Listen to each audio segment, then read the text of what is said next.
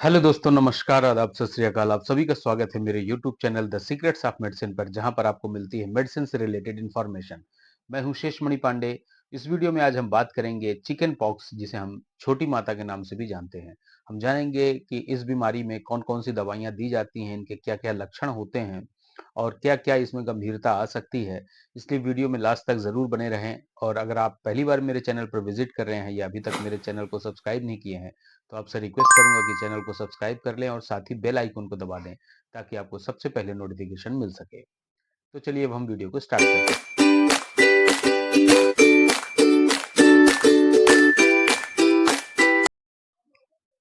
Chicken pox, जिसे हम छोटी माता के नाम से भी जानते हैं, यह बीमारी एक वायरस के द्वारा फैलती है, जिसे हम वेरिसोला जोस्टर वायरस कहते हैं। यह एक डीएनए वायरस है जो कि ह्यूमन हर्पीज वायरस के टाइप 3 में आता है।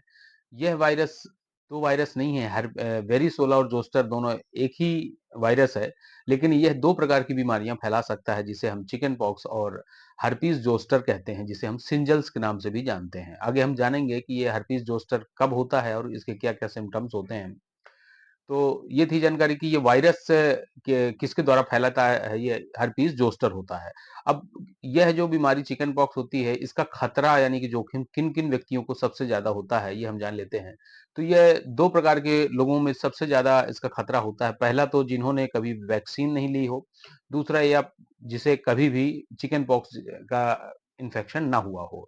तो दो ही ऐसे लोग होते हैं जिनको ये इन्फेक्शन होने का डर रहता है। हालांकि 99% केसेस में जिनको चिकन पॉक्स हो जाता है, उन्हें लाइफ टाइम एक इम्यूनिटी टाइप की मिल जाती है और उन्हें दोबारा होने के चांसेस रेयर होते हैं। लेकिन आगे चल के उन्हें एक दूसरा इन्फेक्शन भी हो सकता है, जिसे सिंजल्स कहते हैं। ये हम वीडियो क्लास में जानेंगे। अब हम जानते हैं इसके सिम्टम्स क्या होते हैं, क्या क्या इसके लक्षण होते हैं। तो जैसा कि हमने अब जाना कि यह एक वायरस के द्वारा फैलने वाला रोग है, तो ये बहुत ही कंटेजियस होता है, यानी कि फैलता है छुआछूत से। और इसके जो सिम्टम्स होते हैं, वो सिम्टम्स होते हैं इसके तेज बुखार, हेडेक, भूख न लगना और ब्लिस्टर्स, यानी कि बन जाते हैं, जिसको हम आगे जानेंगे कि किन किन स्टेजेस में ये बनते हैं वेसिकल्स। और इसके अलावा बहुत ज्यादा जोड़ों में दर्द होता है, नोजिया, वोमिटिंग भी हो सकती है, कई बार सेकेंडरी इन्फेक्शन भी इसमें डेवलप हो जाते हैं। तो ये इसके सिम्टम्स होते हैं। अब इसका ये इंक्यूबेशन पीरियड क्या होता है, हम ये जान लेते हैं। जैसे ही संक्रमित व्यक्ति, इन्फेक्टेड पर्सन के कांटेक्ट में कोई व्यक्ति आता है और उसको भी अगर चिकन पॉक्स होता है, तो जिस दिन वह उसके कांटेक्ट में आए इन्फेक्टेड पर्सन के, उस दिन से लेकर 12 से 14 दिन, यानी कि एटलीस्ट 2 वीक्स का जो टाइम होता है, उतना टाइम लग जाता है सिम्टम्स डेवलप होने में। यानी कि मतलब 12वें दिन उसको हो सकता है कि हेडेक हो और फीवर आना शुरू हो, जो कि ग्रेजुअली धीरे धीरे बढ़ता है। तो इस टाइम को कहा जाता है इंक्यूबेशन पीरियड, यानी कि उसका इंक्यूबेशन पीरियड 2 वीक्स का माना जाता है। अब इंक्यूबेशन पीरियड जैसे ही उसको फीवर आता है, और फीवर आने के लगभग 1 या 2 दिन बाद ही उसको रैशेस आना स्टार्ट हो जाते हैं बॉडी में। ये रैशेस आते हैं जो कि काफी जलन पैदा करते हैं, ईचिंग पैदा करते हैं। पहला जो उसका स्टेज होता है मैक्यूल्स, जो कि स्किन के लेवल का होता है। दूसरा पेप्यूल्स, जो थोड़ा उठा हुआ होता है। और तीसरा वेसिकल होता है, जिसमें कि पानी भर जाता है। और चौथा होता है क्रिस्टेड मैक्यूल्स है पेप्यूल्स, यानी कि ये जो वेसिकल होता है, यह अब धीरे धीरे सूखने की कगार पर आता है और इसके बाद फिर यह धीरे धीरे सूखता है। जब रैशेस के बाद पता चल जाता है कि उस व्यक्ति को चिकन पॉक्स हो गया है, तो उसको सबसे पहले तो आइसोलेट किया जाता है, यानी कि उसको अलग रखा जाता है। क्योंकि क्या होता है कि जब रैशेस स्टार्ट होते हैं, उसके बाद उसके 2 दिन पहले से लेकर उसके 5 दिन आगे तक, यानी कि 1 वीक का जो टाइम होता है, वो उसका इन्फेक्टिविटी पीरियड होता है। इस दौरान सबसे ज्यादा इन्फेक्शन होने के चांसेस होते हैं। इसलिए इस टाइम को इन्फेक्टिविटी पीरियड कहा जाता है। जब और ये इन्फेक्टिविटी सबसे ज्यादा हाई होती है जब तक कि वेसिकल्स, जिसमें पानी भरा हुआ, धीरे धीरे सूख ना जाए। तो अब इसके हम जानते हैं कि इसके बचाव क्या है, इसे कैसे बचा जा सकता है। तो इसके बचाव का जो सबसे अच्छा तरीका है, वो है वैक्सीन। इसका वैक्सीन लगवा लेते हैं जो लोग, तो उनको चांसेस ना के बराबर होते हैं। लेकिन यह वैक्सीन जो हमारे नेशनल इम्यूनाइजेशन का जो शेड्यूल होता है, हमारे गवर्नमेंट के द्वारा जो चलाया जाता है टीकाकरण, उसमें यह वैक्सीन जो है तो शामिल नहीं होता है।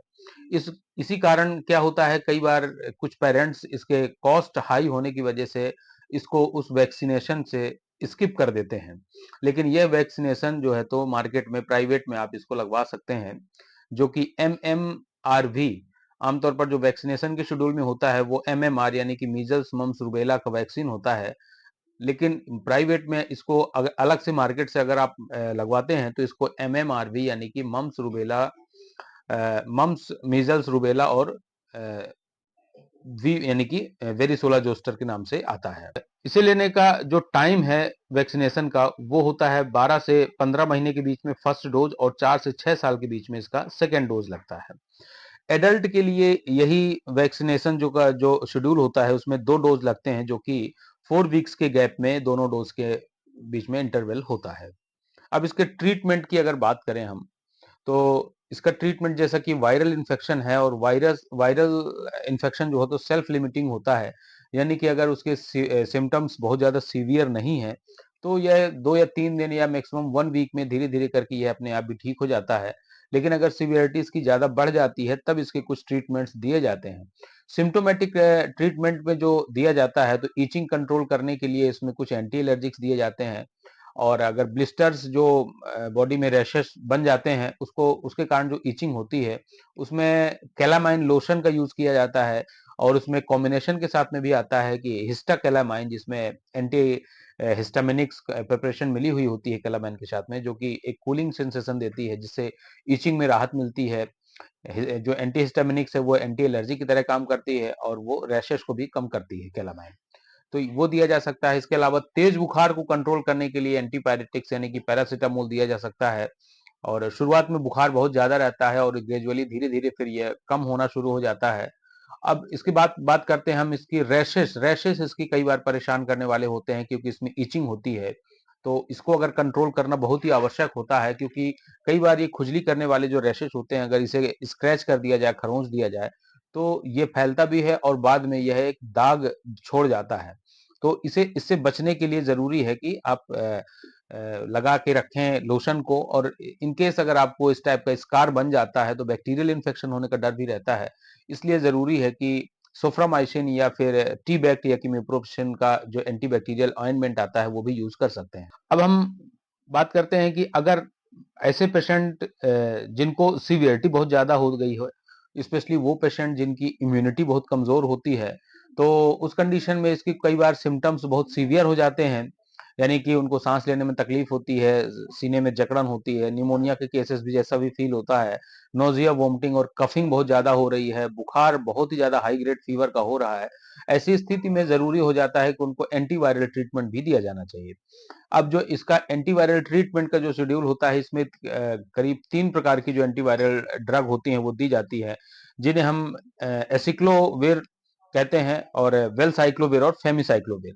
आमतौर पर जो छोटे बच्चे होते हैं 12 साल के, कम उम्र तक के 12 साल से जो नीचे के बच्चे होते हैं, और उनको अगर हल्का-फुल्का सिम्पटम्स है तो वो सिम्प्टोमेटिक ट्रीटमेंट के द्वारा ठीक हो जाते हैं। लेकिन अगर सिम्पटम्स उनके बहुत ज़्यादा सीवियर हैं या इम्यूनो कॉम्प्रोमाइज़ की कैटेगरी में है, तो उनको जो है एसिक्लोवायर जो एंटीवायरल ड्रग है, वो करीब 20 एमजी पर केजी एवरी डोज, मतलब हर 6 घंटे में इसको दिया जाता है, जो कि 5 टू 7 डेज का ट्रीटमेंट दिया जाता है। उदाहरण के तौर पर अगर 20 केजी का बच्चा है तो उसको 400 एमजी का एसाइक्लोविर करीब उसको 4 टू 5 टाइम्स दिया जाना चाहिए। अब एडोलेसेंट और एडल्ट्स में देखा जाए अगर, तो जो रीनल इम्पेयरमेंट के पेशेंट हैं उनका रीनल फंक्शन को ऑब्जर्व करते हुए उनको भी यही एंटीवायरल ट्रीटमेंट दिया जाता है, जिसमें इसका डोज होता है साइक्लोविर का 800 एमजी ओरल, करीब 4 से 5 बार दिया जाता है उसको, और वेल साइक्लोविर जो है तो 1 ग्राम का थ्राइस ए डे, दिन में 3 बार इसको दिया जाता है, और फेमिसाइक्लोविर 250 एमजी इसको भी दिन में 3 बार दिया जाता है, और इसका ट्रीटमेंट का जो ड्यूरेशन होता है वो कर लगभग 1 वीक होता है। एंटीवायरल जो ट्रीटमेंट हम स्टार्ट करते हैं वो सबसे ज़्यादा इफ़ेक्टिव होता है जैसे कि सिम्पटम्स हमें पता चलते हैं और उसके 24 से 48 घंटे के अंदर अगर एंटीवायरल ट्रीटमेंट स्टार्ट कर दिया जाता है, तो ये ट्रीटमेंट काफ़ी इफ़ेक्टिव होता है। कुछ पेशेंट ऐसे होते हैं जो सीवियरली इम्यूनो कॉम्प्रोमाइज़्ड होते हैं या इम्यूनो सप्रेसेंट थेरेपी पे चल रहे होते हैं। जैसे कि ल्यूकेमिया है अगर किसी को, या एंटी कैंसर ड्रग चल रही हैं, या कीमोथेरेपी चल रही है, एचआईवी है, ऐसे केसेस में अगर देखा जाए तो उनका इम्यून सिस्टम बहुत वीक होता है। तो ऐसे मरीजों के लिए कई बार आईवी का भी यूज किया जाता है। साइक्लोविर आईवी जिसको हम 10 mg पर केजी एवरी 8 आवर्सली देते हैं करीब 1 वीक के लिए। और ओरल साइक्लोविर जो एंटीवायरल ड्रग होती है वो प्रेगनेंसी के केसेस में इसका वेल नोन डेटा नहीं है, लेकिन इसको रिस्क टू बेनिफिट रेशियो के आधार पर कई बार डॉक्टर्स देते हैं। लेकिन आईवी इसका जो होता है वो सब प्रेग्नेंट वुमन के लिए सेफ होता है, दिया जा सकता है। चिकन पॉक्स का जो सिम्टम्स एक बार कंट्रोल कर दिया गया और कंट्रोल करने के बाद आमतौर पर यही माना जाता है कि लाइफ टाइम इसमें इम्यूनिटी हमें मिल जाती है। लेकिन कई बार कुछ रेयर केसेस में ऐसे पेशेंट भी होते हैं जिनको 10 साल या 20 साल या 40 साल बाद भी इम्यूनिटी जब उनकी बहुत कमजोर होती है या कुछ क्रॉनिक डिसीज उनको ऐसी हैं जिसकी वजह से उनको इम्यून पावर उनका डाउन हो गया है, कमजोरी आ गई है। तो ऐसी स्थिति में ये जो वायरस होता है ये लेटेंट फेज में हमारे नर्व्स में छिपा हुआ होता है, या तो क्रेनियल्स नर्व्स में या फिर स्पाइनल नर्व्स में। तो ये जो लेटेंट फेज में छिपा हुआ रहता है ये इम्यूनिटी कमजोर होने के बाद एक बार दोबारा इन्फेक्शन करता है, जिसे हम हर्पीज जोस्टर इन्फेक्शन कहते हैं। क्योंकि यह नर्व से जुड़ा होता है, इसलिए अगर ये दोबारा इन्फेक्शन करता है तो इसके द्वारा जो इन्फेक्शन फैलाया जाता है और जो वेसिकल्स इसमें डेवलप होते हैं वो बहुत ही अ, मतलब पैनिक होते हैं। और इतना ज्यादा दर्द होता है कि कई बार ये स्पेशली जो अफेक्ट करते हैं वो मिडिल एज या ओल्ड एज के पेशेंट को अफेक्ट करते हैं, जिनकी इम्यूनिटी कमजोर होती है या कमजोरी बहुत ज्यादा होती है जिन्हें। तो ये बहुत ज्यादा very sharp and shooting pain होता है, बहुत ज्यादा असहनीय दर्द जैसा होता है। तो उसके लिए क्या ट्रीटमेंट देना चाहिए?